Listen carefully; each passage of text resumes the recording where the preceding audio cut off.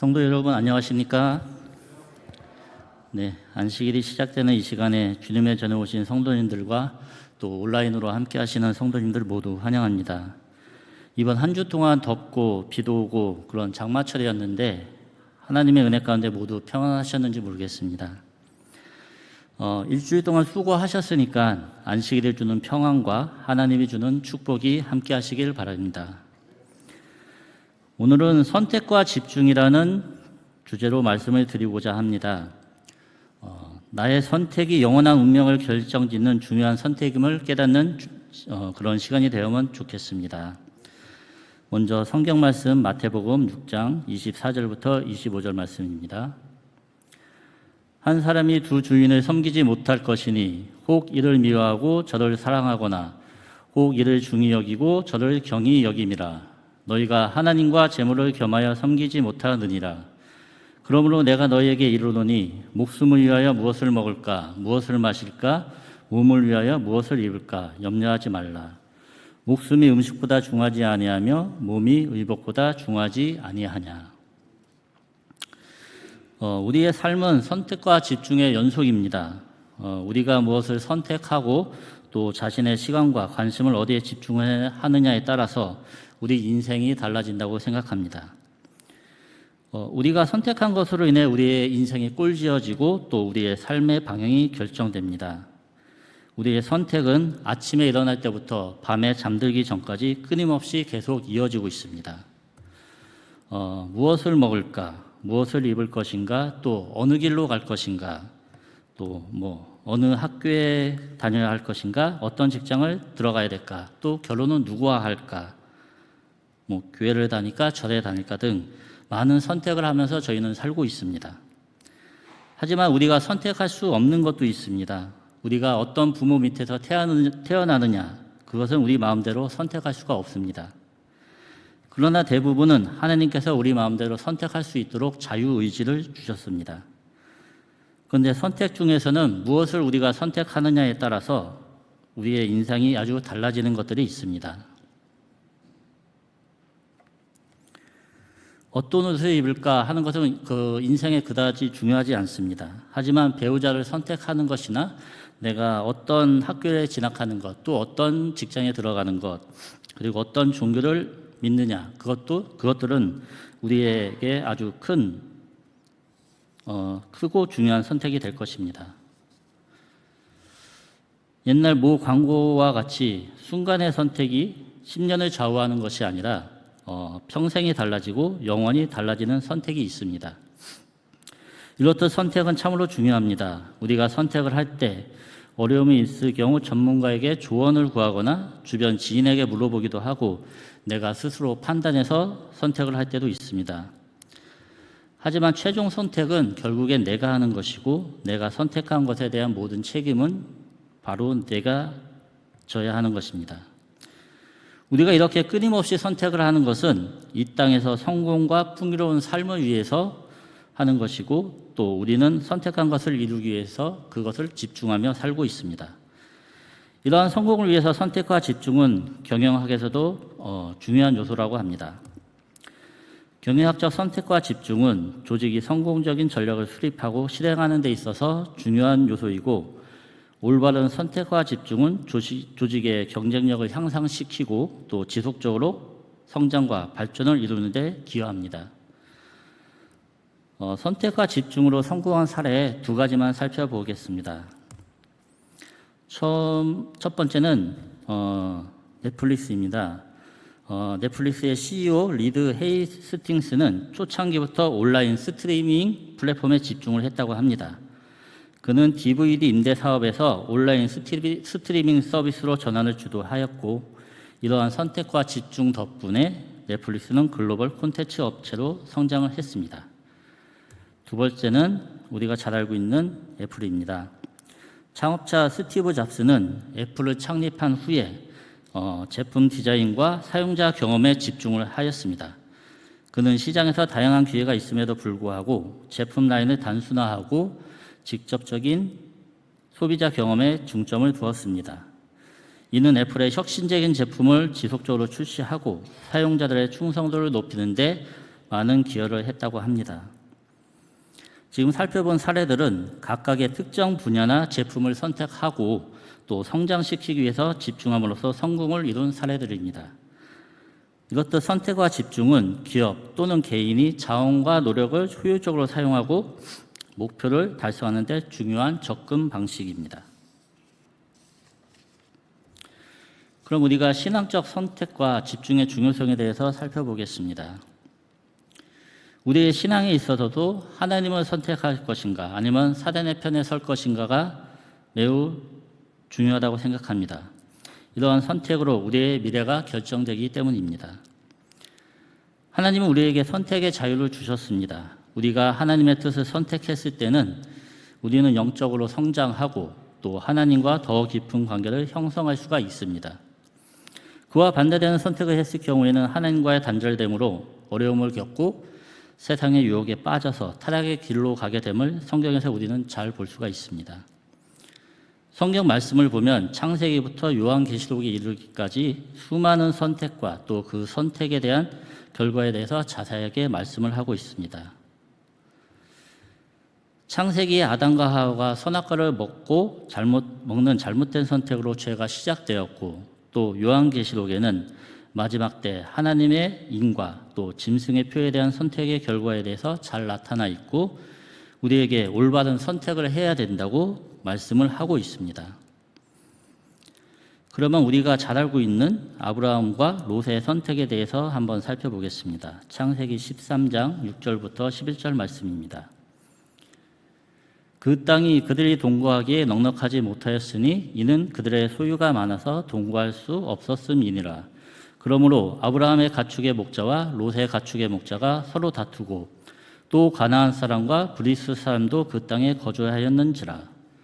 아브라함이 롯에게 이르되 우리는 한 친족이라. 나나 너나 내 목자나 내 목자나 서로 다투게 하지 말자. 내 앞에 온 땅이 있지 아니하냐. 나를 떠나거라. 내가 좌하면 나는 우하고 내가 우하면 나는 좌하리라. 이에 롯이 눈을 들어 요단 지역을 바라본즉 소알까지 온 땅에 물이 넉넉하니 여호와께서 소돔과 고모라를 멸하시기 전이었으므로 여호와의 동산 같고 애굽의 땅과 같았더라. 그러므로 롯이 요단 온 지역을 택하고 동으로 옮기니 그들이 서로 떠난지라.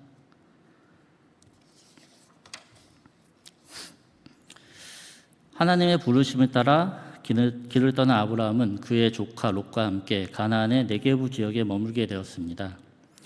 그 지역은 소유가 늘어난 아브라함과 롯의 가축과 가족이 함께 살기에는 너무나 부족한 땅이었습니다.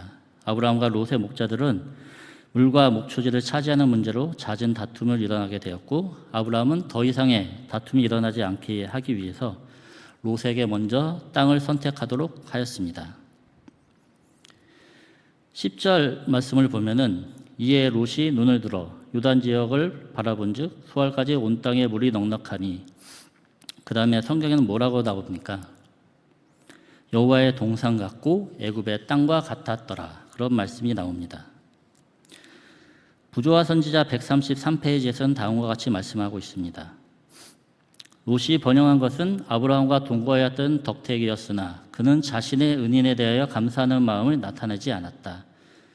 그가 아브라함에게 선택권을 양보하는 것이 예절이었으나 예절은커녕 그는 이기적으로 선택권의 이점을 다 차지하려고 노력하였다. 그가 눈을 들어 요단들을 바라본즉 수알까지 온 땅에 물이 넉넉하니 여호와의 동산 같고 애굽 땅과 같았다. 온 팔레스틴에서 가장 비옥한 지방은 요단강 유역이었다. 이곳은 보는 자들에게 잃어버린 낙원을 연상시키며 저들의 최근에 떠나온 비옥한 나일강 연안의 아름답고 풍요한 땅과 같았다. 거기에는 또한 부유하고 아름다운 도시들이 있었고 그 혼잡한 시장에서는 이익이 많은 상업이 사람을 끌었다. 세속적 이익에 대한 환상에 현혹되어 롯은 그곳에 당하게 될 도덕적, 영적 불행을 간과하였다. 롯은 요단강 지역 푸른 목장을 선택하였고 자신의 가축과 자신의 재산을 늘리기로 결심을 한 것입니다. 우리 사람의 기준으로 봤을 때 롯의 선택은 현명한 것으로 보이겠지만은 신앙의 기준으로 보면 그와 반대되는 결과였다는 것을 우리는 성경 말씀에 잘 나와 있어서 알고 있습니다. 하나님의 음성을 듣고 순종하기보다 오직 자신의 풍요로운 삶을 보탬이 되는 그저 눈에 좋아 보이는 것이 롯의 선택의 기준이었던 것입니다. 그의 선택은 풍요로움과 재산의 증거에 득이 되는 것 같아 보였지만은 결국 소돔과 고모라라는 죄악의 도시에 가까워지는 것을 의미했습니다. 롯은 자신의 눈을 통해 바라보고 이 땅에서 풍요로운 삶을 우선시하고 하나님의 뜻을 배제한 선택을 한 것입니다. 그런 세상의 유혹을 선택한 결과 롯에게는 곧 고난과 시련이 찾아왔습니다. 롯은 침략자들에게 사로잡히고 모든 재물을 빼앗기고 또 소돔과 고모라의 죄악된 환경 속에서 살게 되면서 결국 그의 가족과 재산 모두를 잃게 되었습니다. 롯의 이러한 잘못된 선택으로 자신과 그 가족에게 큰 비극을 가져오게 된 것입니다. 그럼 아브라함의 선택에 대해서 살펴보겠습니다. 창세기 13장 14절 15절 말씀입니다. 롯이 아브라함을 떠난 후에 여호와께서 아브라함에게 이르시되 너는 눈을 들어 너 있는 곳에서 북쪽과 남쪽 그리고 동쪽과 서쪽을 바라보라. 보이는 땅을 내가 너와 내 자손에게 주리니 영원히 이르리라. 부조와 선지자에는 롯과 작별한 후에 아브라함은 온 땅을 주신다는 약속을 주께로부터 다시 받았다. 이 일 후에 그는 곧 헤브론을 옮겨 마므레 상수리 숲풀 아래 장막을 치고 그 곁에 주님을 위하여 단을 쌓았다. 감람나무 숲과 포도원, 곡식이 물결치는 들판, 그리고 작은 산들을 둘러싼 넓은 방목지가 있는 고원지대에 거주하면서 그는 단순한 족장 생활에 크게 만족했으며 롯이 차지한 소돔 골짜기의 위험스러운 사치는 바라지도 않았다. 아브라함은 롯과 다르게 먼저 하나님의 음성을 듣고 하나님께서 보라고 하신 것을 바라보았습니다.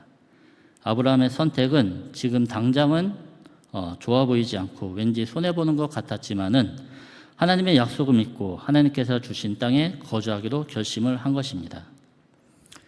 이것은 하나님의 약속을 신뢰하고 하나님의 뜻을 따르는 선택이었습니다. 하나님께서는 그런 아브라함에게 사방의 모든 땅을 너와 내 후손에게 주신다는 약속을 하셨고 더불어 훗날에 믿음의 조상이 되게 하셨습니다. 이러한 롯의 잘못된 선택은 우리에게 지혜와 경고를 줍니다. 롯과 같이 잠시 머물 이 세상의 풍요로움을 우선시하는 선택을 하지 말아야 합니다. 중요한 선택을 할 때는 우선순위가 무엇인지 한 번 더 생각을 해봐야 합니다. 과연 나의 이 선택이 하나님을 기쁘게 하고 또 하나님의 뜻에 맞는 선택인지 아니면 오직 나의 삶의 풍요와 안락함을 위해 내 눈에 보기 좋아 보이는 것을 선택했는지 한 번 더 생각해 봐야 합니다. 우리는 전능하신 하나님이 계십니다. 실패하지 않는 선택을 하려면 친구의 도움도 그 어떤 전문가의 도움도 아닌 최고의 전문가이신 하나님께 무릎 꿇는 것이 최고의 선택이라고 생각합니다. 잠언 4장 11절부터 12절 말씀입니다. 내가 지혜로운 길을 내게 가르쳤으며 정직한 길로 너를 인도하였은즉 다닐 때에 내 걸음이 공고하지 아니하겠고 달려갈 때에 실족하지 아니하리라. 우리가 하나님을 선택했다고 하면은 하나님께서는 우리의 길을 인도하시고 또 우리가 나아가는 길을 보살펴 주실 것입니다. 우리는 길을 아는 분께 인생을 맡기는 것이 가장 합리적인 선택이라는 것을 기억해야 할 것 같습니다. 실수하지도 않으시고 실패하지도 않으시는 하나님께 우리의 선택을 맡김으로 아브라함과 같이 하나님께서 기뻐하시는 올바른 선택을 하는 저와 여러분이 되었으면 좋겠습니다. 다음은 마르다와 마리아의 선택과 집중에 대해서 살펴보겠습니다. 누가복음 10장 38절부터 42절 말씀입니다. 그들이 길 갈 때 예수께서 한 마을에 들어가심에 마르다라 이름하는 한 여자가 자기 집으로 영접하였더라. 그에게 마리아라 하는 동생이 있어 주의 발치에 앉아 그의 말씀을 듣더니 마르다는 준비하는 일이 많아 마음이 분주한지라. 예수께 나아가 이르되 주여 내 동생이 나 혼자 일하게 두는 것을 생각하지 아니하시나이까. 그를 명하사 나를 도와주라 하소서. 주께서 대답하여 이르시되 마르다야 마르다야 내가 많은 일로 염려하고 근심하나 몇 가지만 하든지 혹은 한 가지만이라도 족하니라. 마리아는 이 좋은 편을 택하였으니 빼앗기지 아니하리라 하시니라. 우리가 잘 알고 있는 마르다와 마리아의 이야기입니다. 예수님과 제자들이 여리고로부터 도보로 힘든 여행을 한 직후에 나사로와 마리아가 살고 있는 베다니에 처음 방문했을 때의 일입니다. 힘든 여행으로 지친 예수님과 제자들을 대접하기 위해서 마르다는 이것저것 준비하기 위해 바쁘게 일을 하고 있었고, 그의 동생 마리아는 예수님의 발 아래서 예수님의 말씀을 듣고 있었습니다. 여러분께서 만약 집에 목사님께서 오셨는데 목사님을 대접할 생각은 하지 않고 만약에 목사님 발 앞에 앉아서 목사님의 말씀만 듣고 가만히 있는 동생이 있었다고 하면은 여러분 마음은 어떻겠습니까? 아마 제가 생각을 해봤는데 마르다도 참을 인자를 한 100개 정도는 쓰다가 참다 못해 속이 상해서 예수님께 지금 손님 대접을 위해서 준비할 것이 많아서 바쁘니까 예수님 말씀만 듣고 있는 동생에게 저를 도와주게 해주세요 라고 말을 했던 것 같습니다. 만약 제가 마르다 입장이었어도 그렇게 말을 했을 것 같은 생각이 듭니다. 시대의 소망에서는 이렇게 말씀하고 있습니다. 마르다는 그들을 대접하기 위한 준비를 염려한 나머지 손님에게 베풀어야 할 예의를 잊어버렸다. 예수께서 마르다야 내가 많은 일로 염려하고 근심하나 그러나 몇 가지만 하든지 혹 한 가지만이라도 족하니라. 마리아는 이 좋은 편을 택하였으니 빼앗기지 아니하리라는 온화하고 참을성 있는 말씀으로 마르다에게 대답하셨다. 마리아는 세상에서 가장 값진 보석보다도 자기에게 더 귀중한 말씀, 곧 구주의 입술에서 흘러나오는 귀중한 말씀을 그의 심정에 채우고 있었다. 마르다에게 필요한 한 가지는 침착하고 헌신적인 정신과 장래와 영생에 관한 지식을 깊이 갈망하는 마음과 영적으로 향상하는 데 필요한 은혜였다. 마르다는 잠시 후에 지나가 버릴 일을 위해서 덜 염려하고 영원히 존속하는 일을 위하여 더 염려할 필요가 있었다. 이어서 마르다와 같은 사람에게 활동적인 종교 사업에 저희 열심을 다할 넓은 분야가 있다. 그러나 그들로 먼저 마리아처럼 예수의 발 앞에 앉게 하라. 근면과 기민성과 정력이 그리스도의 은혜로 말미암아 성화되게 하라. 그리하면 그 생애는 선을 위한 무적의 능력이 될 것이다. 이 말씀을 통해서 우리는 하나님의 말씀에 집중하는 것이 얼마나 중요한지를 배울 수가 있습니다. 손님을 대접하기 위해서 우리가 열심히 준비하는 것도 또 우리가 열심히 봉사하는 것도 중요하고 필요하겠지만은 우리의 영적 성장을 위해서는 하나님의 말씀에 집중하는 것이 더 중요하다고 말씀하고 있습니다. 우리는 일상생활의 많은 일 속에서 분주하게 살아가고 있습니다. 우리의 그 분주함 때문에 많은 근심과 걱정으로 우리가 우선적으로 선택하고 집중해야 될 것을 놓치고 살 때가 많은 것 같습니다. 잠시 머물 이 땅의 일들에 집중해서 영원한 하늘에 가는 일에 하늘 집에 가는 것을 잊고 살지는 않았는지 생각을 해봅니다.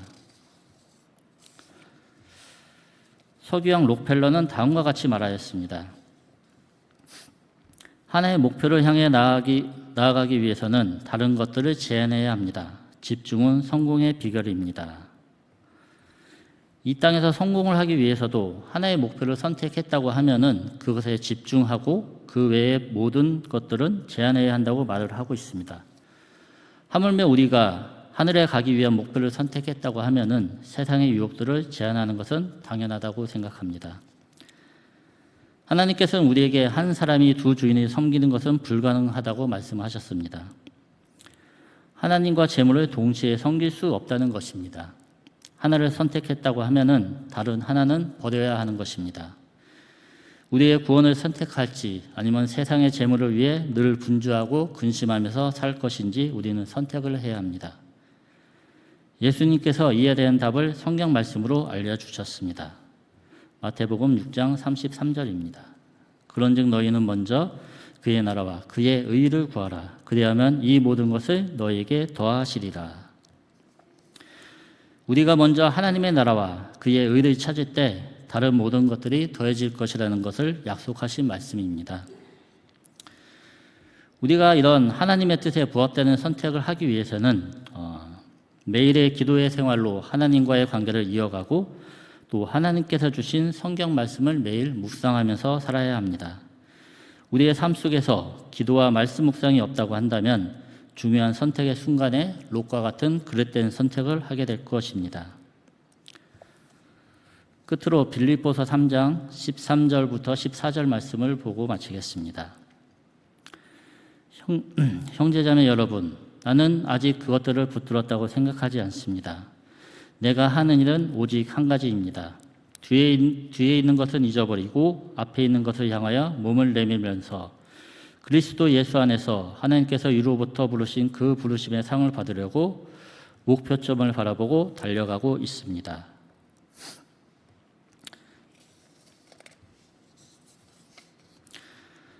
사도 바울과 같이 우리의 과거는 우리 전부 다 뒤로 하고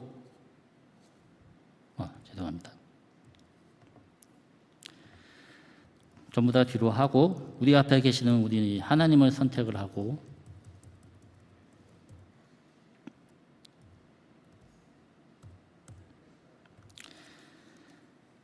우리의 과거는 뒤로 하고 우리 앞에 계시는 하나님을 선택을 하고 우리의 모든 에너지와 우리의 모든 노력을 하나님께 집중해서 하나님께서 주시는 상급을 향해 달려가는 저와 성도님들이 되시길 바라며 말씀을 마치겠습니다.